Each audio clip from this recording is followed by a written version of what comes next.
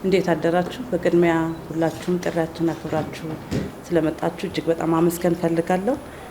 ከፊታችን ከሐምሌ 15 እስከ 17 የኢትዮጵያ ጤና ክብካቤ ፌዴሬሽን ከጤና ሚኒስቴር ጋር በጋራ በመሆን በኢስት አፍሪካ የ13ኛውን የጤና ክብካቤ ጉባኤና ዓለም አቀፍ ኤግዚቢሽን እናካሂዳለን። በዚህ ጉባኤና ዓለም አቀፍ ኤግዚቢሽን ውስጥ በዛ ያሉ የምስራቅ አፍሪካ ቀጠና ውስጥ ያሉ አባል ሀገራት ይሳተፋሉ። ከ20 በላይ አባል ሀገራት፣ ከ2000 በላይ የተለያዩ አመራሮች፣ ፖሊሲ አውጪዎች፣ ተመራማሪዎች፣ ኢንቨስተሮች፣ ፋይናንሰሮች ሁሉ የሚሳተፉበት ጉባኤ ነው። የዚህ ጉባኤ መሪ ቃል አድርገን የተነሳ ነው የማይበገር የጤና ስርዓትን መገንባት ለምስራቅ አፍሪካ ደረጃ ብለን ነው ያሰብነው። እንግዲህ ሁላችሁ እንደምታውቁት ይሄ ምስራቅ አፍሪካ ቀጠና የምንለው አካባቢ ከ580 ሚሊዮን በላይ ህዝብ የሚኖርበት አካባቢ ነው። ከዚህ ውስጥ ደግሞ አብዛኛው ከ20 ዓመትና በታች የሆኑ ወጣት እና ታዳጊ ህዝብ አካል ያለበት በብዛት ያለበት አካባቢ ነው። ከዛም ባለፈ እንግዲህ ይሄ ህዝብ አካል የምንለው ትልቅም ሀብት ነው። እንደምታውቁት በገበያም ደረጃ በጤና ስርዓታችን ውስጥ ደግሞ ለዚህ የሚያክል ህብረተሰብ ጠንካራ የጤና ስርዓት መገንባት አንዱ ትልቁ የአህጉራቱ የቀጠናው ትልቁ ግብ ነው። ይሄን ቀጠና ስናይ የህዝብ ብዛቱ ብቻ ሳይሆን በጤና ስርዓት ውስጥ በዛ ያለውን የጤና ግብአት ከውጭ ሀገር የሚያስገባ አካባቢ ነው። መድኃኒትን ብንወስድ 70% የሚሆነውን መድኃኒት ከውጭ ሀገር የሚያስገባ ነው ይሄ የምስራቅ አፍሪካ ቀጠና የምንለው። ክትባትን ብንወስድ 99% ያህሉ የዚህ አካባቢ ክትባት ከውጭ ሀገር ነው ኢምፖርት የሚደረገው ማለት ነው። ይሄ ትልቅ ትኩረት የሚፈልግ ሊሰራበት የሚገባ ስራ መሆኑን ስለሚያሳይ ነው። ሌላው እንግዲህ በዚህ ቀጠና ልዩ ባህሪ የሚያደርገው የተለያዩ የጤና ስርዓቶቻችን እያደጉ የመጡ ቢሆንም የእኛን ሀገርም ጨምሮ ለተለያዩ የሕክምና ተጠቃሚነት ወደ ውጭ ሀገር የሚሄዱ ዜጎቻችን ቁጥር ቀላል አይደለም። በዚህ በምስራቅ አፍሪካ ቀጠና ውስጥ በአመት ከ1 ቢሊዮን አሜሪካ ዶላር በላይ ገንዘብ የሚሆን ለውጭ ሀገር የሜዲካል ቱሪዝም ይሄዳል ማለት ነው። ስለዚህ የዚህ የጤና ክብካቤ ፌዴሬሽን የግሉ ዘርፍ ኢንቨስተሮች ከመንግስት ተቋማት ጋር በጋራ በመሆን እነዚህ አሁን ያልናቸውን ሁኔታዎችን አህጉራዊና አገራዊ ሁኔታዎችን ማሻሻልና ማስተካከል ነው አንዱ ትልቁ ዓላማ ማለት ነው።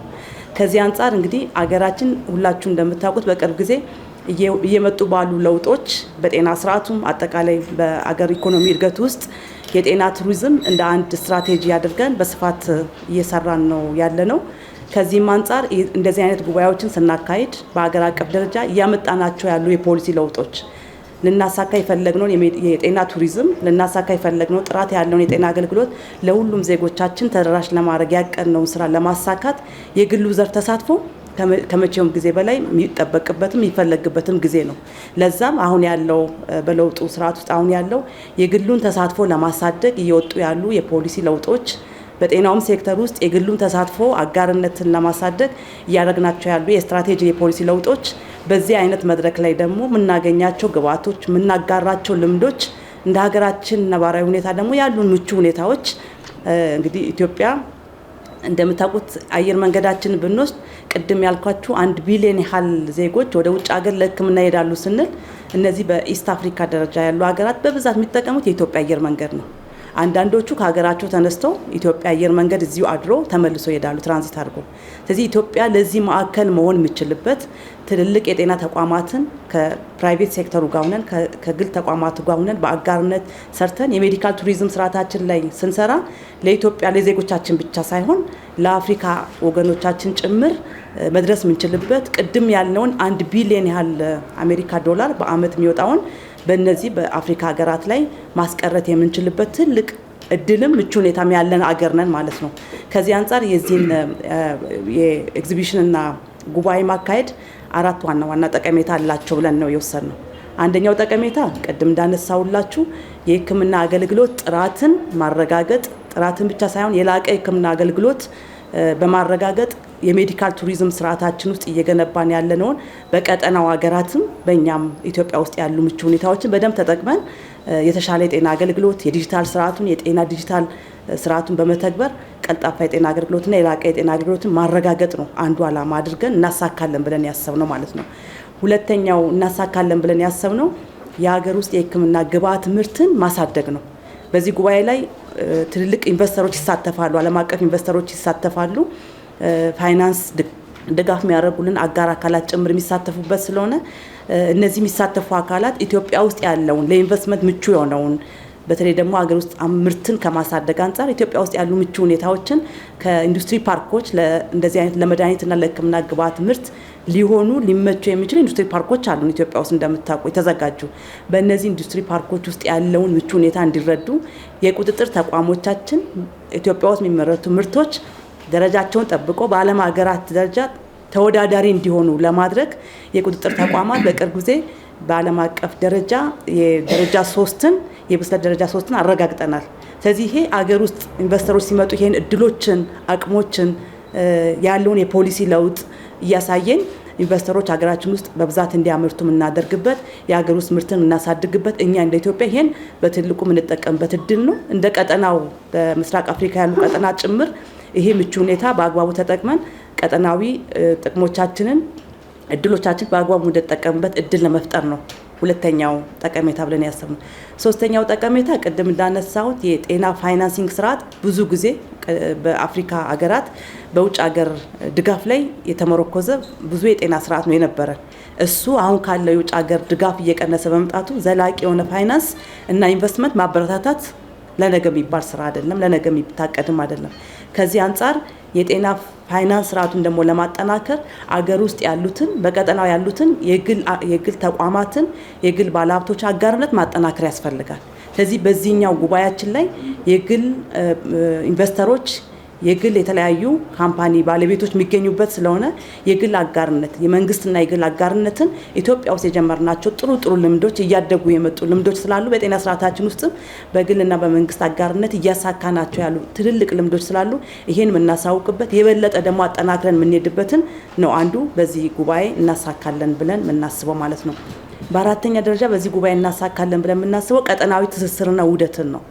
ኢትዮጵያ ሀገራችን የአፍሪካ ኮንቲኔንታል ፍሪ ትሬድ አግሪመንትን ተቀብላ እየተገበረች ያለች ሀገር እንደሆነች እናውቃለን። በጤና ስርዓት ውስጥ ይሄ ድንበር ተሻጋሪ የሆነውን የቀጠናዊ ትስስርን በማጠናከር ከአንዱ ጋር የሚመረተው ለአንዱ ግብዓት የሚሆንበት ከአንዱ ጋር ያለው አቅም ለሌላው ገበያ የሚሆንበትን እድል የምናጠናክርበት እንደ አህጉር ያለንን ውህደት የምናጠናክርበት ጉባኤ ይሆናል ብለን ነው የምናስበው። በዚህ ጉባኤ ላይ ትልልቅ ዓለም አቀፍ ደረጃ ያሉ ኢንቨስተሮች ጭምር ይገኙበታል፣ ይሳተፋሉ። ኤግዚቢሽናቸውን፣ ፕሮዳክታቸውን፣ ግብዓታቸውን ያቀርባሉ።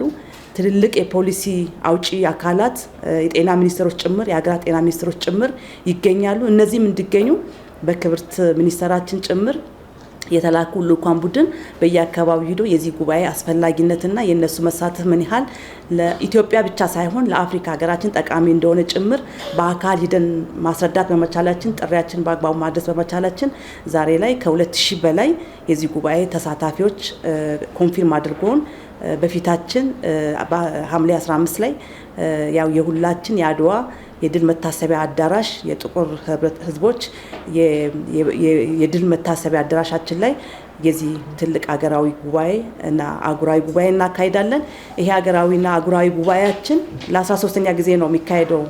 እንደሚታወቀው ይሄ ለ13ኛ ጊዜ የሚካሄደው ጉባኤ በኢትዮጵያ ደረጃ ሲካሄድ ከ13 ጊዜ ከተካሄደው በላይ በተሻለ ደረጃ በተሻለ ውጤታማነት አካሂደን ሌላ 14ኛ 15ኛ ጉባኤ የሚካሄድባቸው ሀገራት ላይ ትምህርት ሊሆኑ የሚችሉ እውቀቶች፣ ሀሳቦች፣ ተተግባሪ የፖሊሲ አቅጣጫዎች፣ ቀጣይነት ያላቸው የኢንቨስትመንት ስምምነቶች ጭምር የሚደረግባቸው ጉባኤዎች ናቸው። ይሄ እንዲሳካ እንግዲህ ሀገራችን ሁሌም እንግዳ ተቀባይ ነን። ከተማችን ደግሞ አዲስ አበባ በየጊዜው ለእንደነዚህ አይነት ኮንፈረንስ ተመራጭ እየሆነች እየመጣች ሀገር እንደሆነች ከተማም እንደሆነች እናውቀዋለን። በተለምዶ በምናደርገው የእንግዳ አቀባበል ስርዓታችን የሚመጡ እንግዶችንም በተሻለ ሁኔታ ተቀብለን ውጤታማ የሆነ ጉባኤ አድርገን እንድንሄድ ጭምር ጥሪ ማስተላለፍ ፈልጋለሁ። ኢትዮጵያ ውስጥ የሚሳተፉ ለዚህ እንዲሳተፉ የጋበዝናቸው የግል ኢንቨስተሮች አሉን፣ ፋይናንሰሮች አሉ፣ የጤና ተቋማት አሉ፣ የፖሊሲ አውጪዎች አሉ። በዚህ ጉባኤ ላይ ተገኝቶ እነሱም በአፍሪካ ደረጃም በዓለም አቀፍ ደረጃ የሚሳተፉ አካላት ጋር እርስ በርስ ውይይት እንዲያደርጉ እና ቀጣይነት ያለውን ደግሞ የጋራ ስምምነት ጭምር እንዲፈጥሩ አደራ ማለት ፈልጋለሁ። እጅግ በጣም አመሰግናለሁ።